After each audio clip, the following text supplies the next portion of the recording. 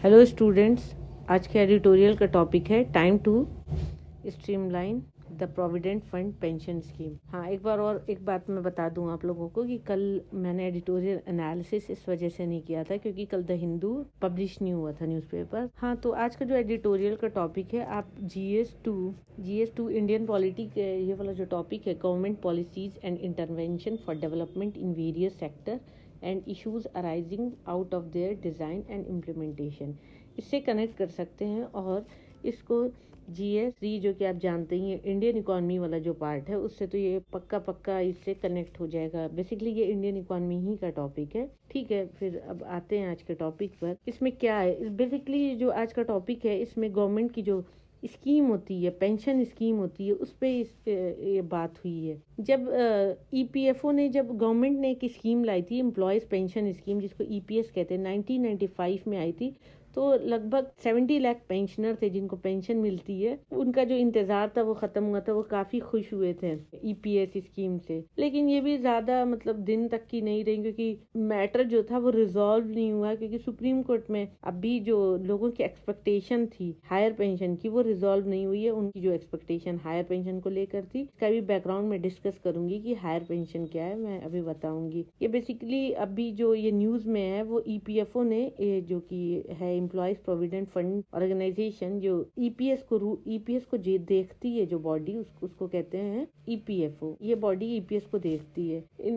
इन्होंने अभी जो पेंशनर हैं, उनकी जो पेन है, उनको कम नहीं किया है। क्यों नहीं, कैसे नहीं कम हुआ? क्योंकि इन लोगों ने उम्मीद किया था कि जो सुप्रीम कोर्ट में इन्होंने जो केसेस किए हैं, जो कि उनको जो हायर पेंशन है वो नहीं मिल रही है, तो वो उनको उससे सेटिस्फैक्शन नहीं मिला है। EPFO ने अभी इस पे टेक नहीं दिया। देखते हैं क्या एक्सपेक्टेशन थी। ये इसका बैकग्राउंड ये है कि 2005 में एक Himachal Pradesh tourism development corporation staff में एक आदमी जो जॉब कर रहे थे, और उन्होंने रिटायरमेंट के बाद डिमांड किया था हायर पेंशन की। क्यों डिमांड किया था? कि जहाँ पे ये काम कर रहे थे, वो जो एम्प्लॉयर थे, उनसे 12% मैंडेटरी जबरदस्ती का उनसे कंट्रीब्यूशन लिया गया था। एक्चुअल पे, जितना एक्चुअल पे करना था उससे 12% ज़्यादा लिया था। और ये जो लिमिट है, वो जो एक सीलिंग लिमिट होती है, एक पर्टिकुलर लिमिट होती है जिसको सीलिंग लिमिट कहते हैं, स्टैट्यूटरी सीलिंग लिमिट, उससे ज़्यादा था। जब इन्होंने ज़्यादा पे किया तो इनकी जो एक्सपेक्टेशन थी वो भी ज़्यादा थी। उन्होंने सोचा था कि उनको 8.33% एक्स्ट्रा मिलेगा एक्चुअल सैलरी से, जो उनका जो पेंशन फंड होगा। लेकिन उनको ऐसा नहीं मिला। ये चीज़ नहीं हुई, नहीं मिला। तो ये मैटर EPFO के सामने गया। तो EPFO जो है वो एम्प्लॉयर या एम्प्लॉय के जो तर्क थे, उससे ये ज़्यादा खुश नहीं हुए, और उन्होंने एक ऑप्शन दे दिया कट ऑफ डेट का। तो इससे सेटिस्फाइड नहीं हुआ, वो जो एम्प्लॉय थे वो सेटिस्फाई नहीं हुए, तो वो अपना मैटर को लेके अपने सुप्रीम कोर्ट चले गए। सुप्रीम कोर्ट में गए तो अब इसके आगे डिस्कस होगा कि क्या होगा। फिलहाल जो अभी इसमें आगे है मैं बताती हूँ।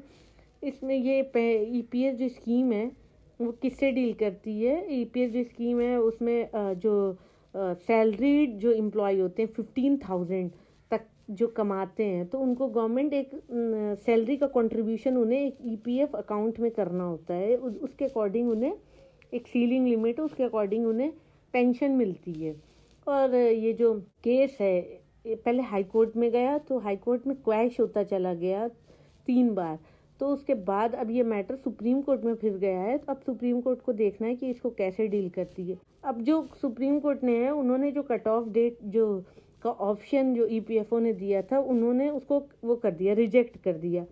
और EPFO को इन्होंने 4 मंथ और एक्स्ट्रा मेंबर्स को ग्रांट करने के लिए कहा सितंबर 2014 से। यूजुअली 6 मंथ मिलता है, और इन्होंने कहा 4 मंथ और एक्स्ट्रा ग्रांट किया जाए। और उन्होंने कहा कि जो 2016 की जो वर्डिक्ट है उसको 8 वीक में ही करें, 8 हफ्तों में ही पूरा करें। और फिर उसके बाद दिसंबर का सर्कुलर आए। अब ये सर्कुलर क्यों बहुत डिस्टर्बिंग रहा है पेंशनर के लिए? क्यों? क्योंकि इन्होंने, पेंशनर ने एक्सपेक्ट कर रहे थे कि ये जब जो सर्कुलर आएगा वो एक तरह का मन्ना हेवन से इजरायली पीपल के लिए एक खाना आता था, उसको कहते हैं मन्ना फ्रॉम हेवन। वो एक्सपेक्ट कर रहे थे कि एक तरीके से जो जजमेंट आएगा वो सारे सोल्यूशन को दे देगा, और सारी इनके प्रॉब्लम जो होंगी वो रिजॉल्व हो जाएंगी। अब ये सर्कुलर में जो 2016 रूलिंग है उसमें क्या आया कि coverage of beneficiaries with imposition of 3 condition, 3 condition डाल दी बेनिफिशरीज पर।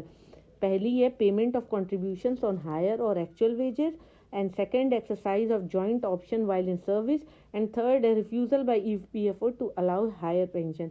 ये 3 कंडीशन आ गई। तो कुछ सेक्शंस हैं पेंशनर के वो तो कंटेंडेड हो गए, लेकिन जो कुछ थे वो खुश नहीं हुए। उन्होंने कहा कि उनके पास ये ऐसा ऑप्शन ऐसा कुछ था ही नहीं।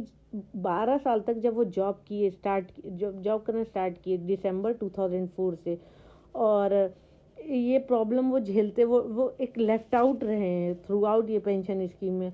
और कुछ जो कहते हैं जो रिटायर हुए हैं 2014 के बाद, जो अभी सितंबर 1 2014 में अभी 58 ईयर्स के हैं, उनको भी एक क्लूलेस प्लाइट है। वो भी एक अलग ही मतलब क्लियर ही नहीं है कि उनकी प्रॉब्लम क्या है, कैसे रिजॉल्व होगी।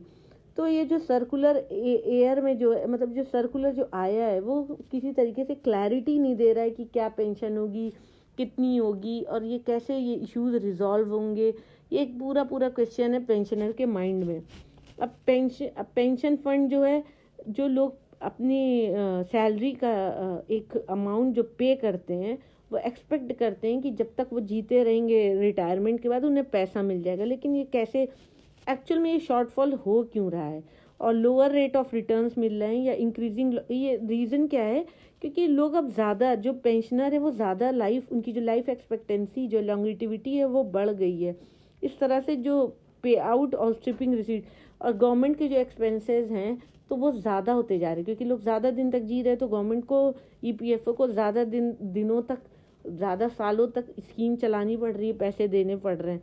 तो ये हमारे सोशल सिक्योरिटी के एक तरह से अगेंस्ट हो रहा है। हमारे पास इतने पैसे नहीं है, हमारे चक्कर पे लोड आ रहा है।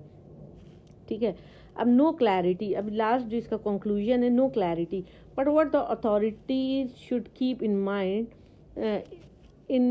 is that much of the confusion among pensioners could have been avoided that had been proactive in sharing information or explaining the position to those concerned। वो कहते हैं कि अगर पेंशनर क्लियरली अपनी इंफॉर्मेशन शेयर करें या अपनी पोजीशन को बताएं जो कंसर्न्ड अथॉरिटी है, तो शायद उनकी प्रॉब्लम रिजॉल्व हो जाए। लेकिन अभी 2 महीने हो गए जब ये रूलिंग आई है, तो लेकिन ईपीएफओ क्या है, अभी उस पूरे किसी भी कोर्स ऑफ एक्शन में शांत है। कोई अभी कुछ बोला ही नहीं, और कोई क्लैरिटी नहीं दे रहा है कि दिसंबर के बाद जो सर्कुलर आएगा उसमें क्या होगा। अभी जो गवर्नमेंट की ईपीएफओ की जो पॉलिसी थी, गवर्नमेंट ने क्या किया है, इंक्रीज कर दिया है। मिनिमम मंथली पेंशन जो है 3,000 कर दी है, जो कि अभी 1,000 है।